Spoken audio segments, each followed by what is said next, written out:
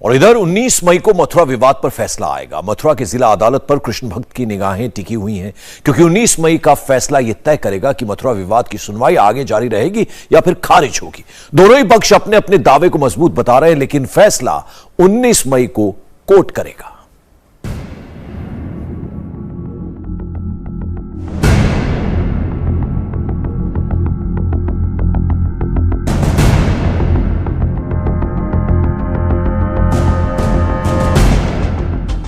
एक ओर कृष्ण जन्मस्थान, दूसरी ओर ईदगाह का मैदान, दोनों के बीच फासला इंच भर का नहीं और सारा विवाद इस दीवार का।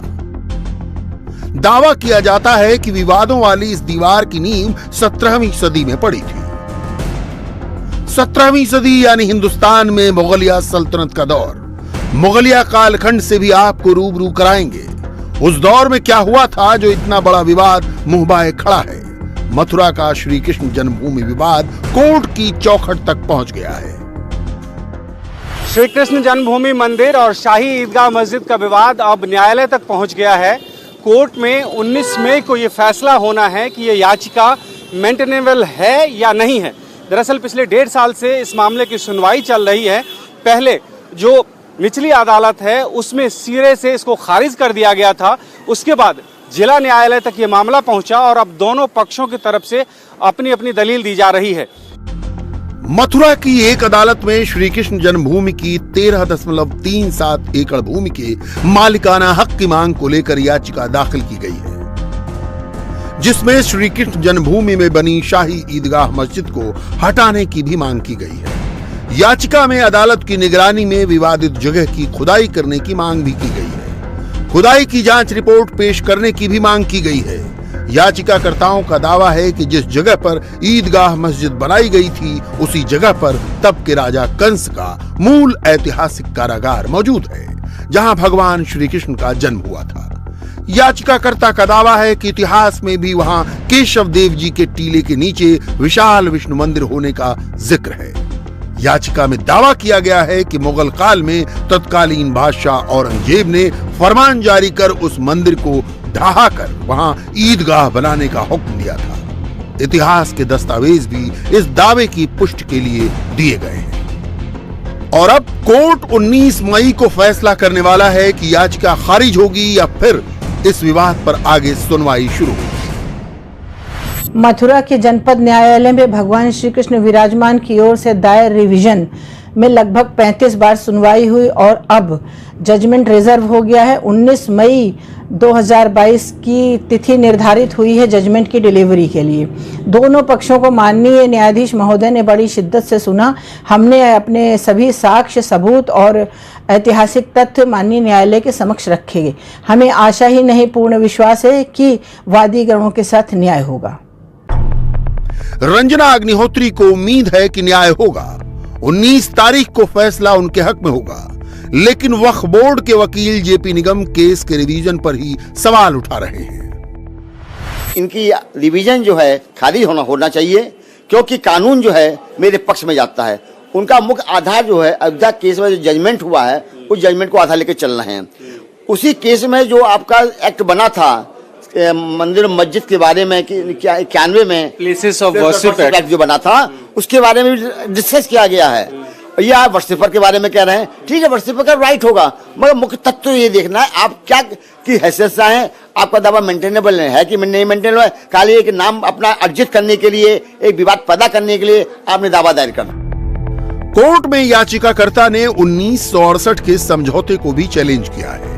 1951 में श्री कृष्ण जन्मभूमि ट्रस्ट बनाकर यह तय किया गया कि वहां दोबारा भव्य मंदिर का निर्माण होगा और ट्रस्ट उसका प्रबंधन करेगा।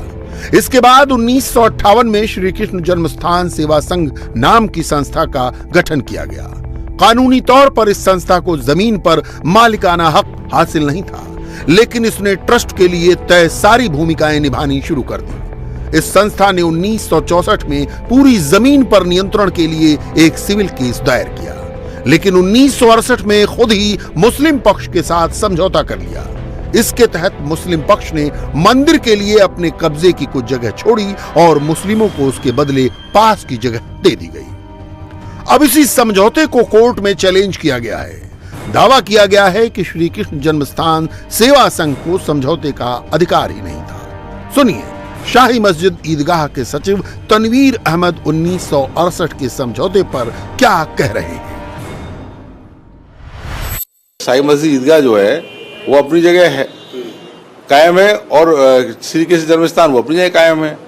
हमारे जो परनाले, जो पानी का बहाव था वो मंदिर की तरफ गिरता था, तो ये था कि पानी को बहाव के इधर मोड़ लें, जो लेफ्ट राइट साइड में मुस्लिम आबादी थी उसको वहां से हटा लें।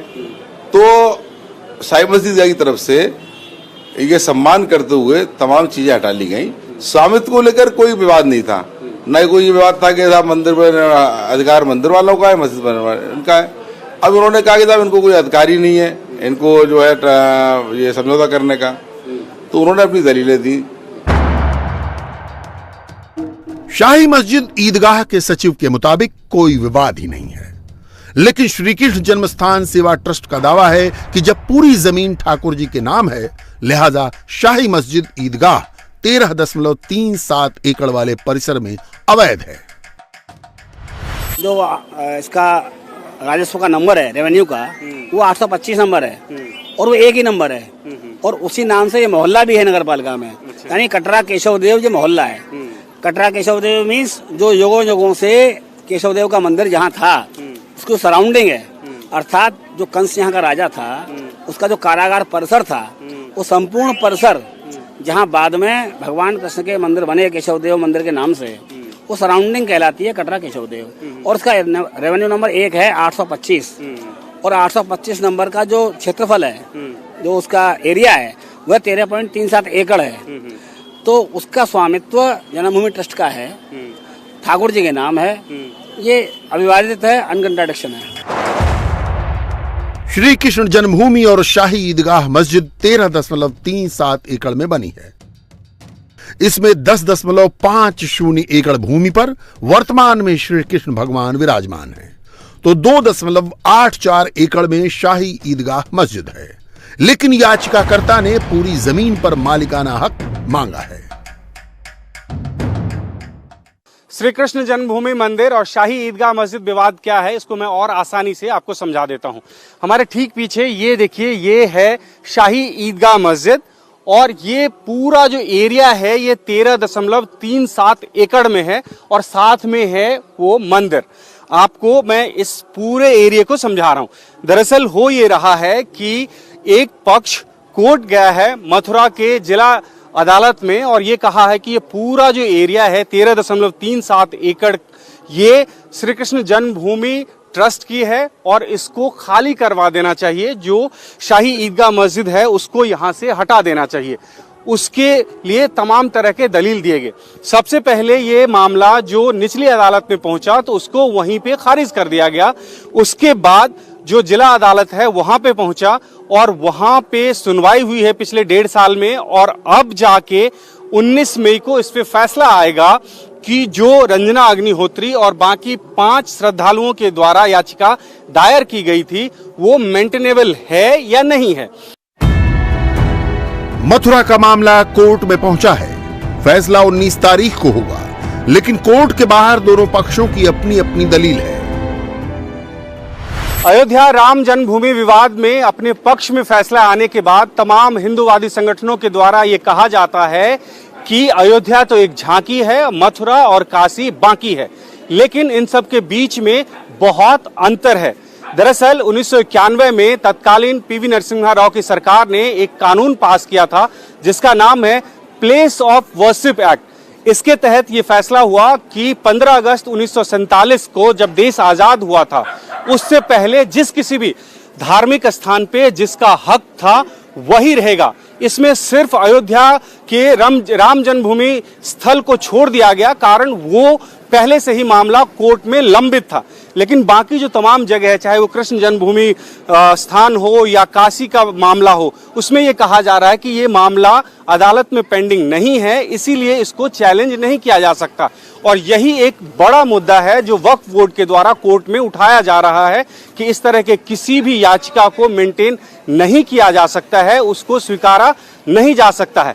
हालांकि जो हिंदू पक्ष है उनकी तरफ से ये दलील दी जा रही है कि उसी एक्ट में ये भी प्रावधान है कि अगर किसी भी अदालत में लिटिगेशन चालू है किसी भी दूसरे धार्मिक स्थल के बारे में, तो वहां भी मामला अदालत में पहुंच सकता है। कोर्ट में 19 तारीख को फैसला सुनाया जाएगा, लेकिन एक फैसला औरंगजेब ने सुनाया था, हिंदुस्तान में मंदिरों को तोड़ने का। ऐतिहासिक घटना हुई, एक उस कट्टरवादी औरंगजेब ने मंदिर को तोड़कर उसी स्थान पर एक ढांचे का निर्माण कर दिया, तो उसी सराउंडिंग के अंदर है। तो क्या औरंगजेब ने कृष्ण जन्मभूमि पर भी मौजूद केशव देव मंदिर तोड़वाया? क्या औरंगजेब कभी मथुरा आया था? औरंगजेब के किस फरमान पर मंदिर टूटा और मस्जिद खड़ी हुई? वो फरमान आज कहां है? शुरुआत आज से करते हैं। सबसे पहले आप कृष्ण जन्मभूमि पर मौजूद इस मंदिर को देखिए। कृष्ण जन्मभूमि हजारों साल पुरानी है, लेकिन यह मंदिर सिर्फ 40 साल पुराना है। ऐसा क्यों है? इससे पहले भी कृष्ण जन्मभूमि पर कई मंदिर बनाए गए थे, लेकिन वो मंदिर बार बार तोड़ दिए गए। इस मंदिर को सबसे पहले साल 1018 में महमूद गजनवी ने तोड़ा था। 132 साल बाद साल 1150 में कृष्ण जन्मभूमि पर गढ़वाल राजा विजयपाल ने फिर मंदिर बनवाया। इस मंदिर को बने हुए मात्र 153 साल बीते थे, लेकिन 1303 ईस्वी में इस मंदिर को दिल्ली के सुल्तान अलाउद्दीन खिलजी ने फिर तोड़वा दिया।